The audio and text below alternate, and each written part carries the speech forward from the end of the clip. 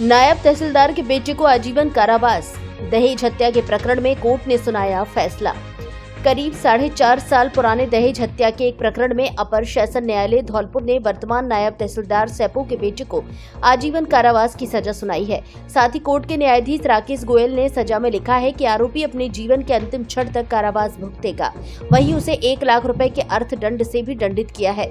सेपो के वर्तमान नायब तहसीलदार नाहर सिंह है, जिन पर वहां के तहसीलदार का भी चार्ज है। उनके आरोपी बेटे वीरेंद्र उर्फ वीरू को आजीवन कारावास की सजा सुनाई गई है।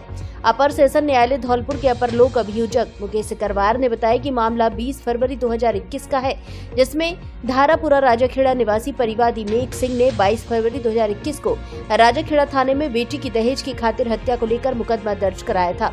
रिपोर्ट में परिवादी ने बताया कि उसने अपनी बेटी प्रियंका की शादी 11 दिसंबर 2020 को वीरेंद्र उर्फ वीरू पुत्र नाहर सिंह निवासी बाबरपुर हाल निवास वार्ड नंबर 23 कस्बा राजाखेड़ा के साथ की थी। शादी में 20 लाख रुपए दहेज में दिए थे। शादी के कुछ दिन तो लड़की सही रही। उसके बाद ससुर नाहर सिंह, सास विमलेश और पति वीरेंद्र उर्फ वीरू आदि लोग दिए गए दहेज से खुश नहीं थे। बेटी प्रियंका को उन लोगों ने मायके से एसी, बुलेट मोटरसाइकिल और 5 लाख रुपए अतिरिक्त दहेज के रूप में मांग कर रहे थे। परिवादी मेघ सिंह ने रिपोर्ट में यह भी बताया कि बेटी प्रियंका ने जब अतिरिक्त दहेज मना किया तो वे लोग परेशान करते थे और शारीरिक व मानसिक यातनाएं देते थे। कई बार बेटी के ससुराली जनों से मामले को लेकर समझाइश की, लेकिन वे लोग नहीं माने।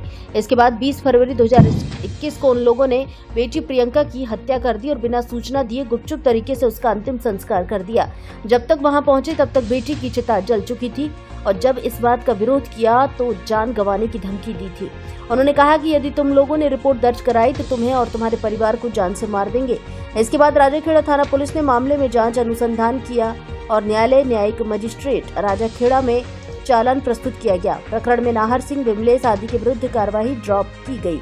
इसके बाद मामला अपर सेशन न्यायालय धौलपुर में आया, जिसमें गुरुवार 22 मई 2025 को फैसला सुनाया गया और आरोपी वीरेंद्र उर्फ वीरू को दोषी ठहराया गया।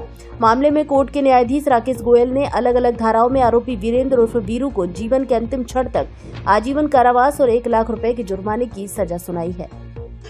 थाना राजाखेड़ा की 2021 की घटना है।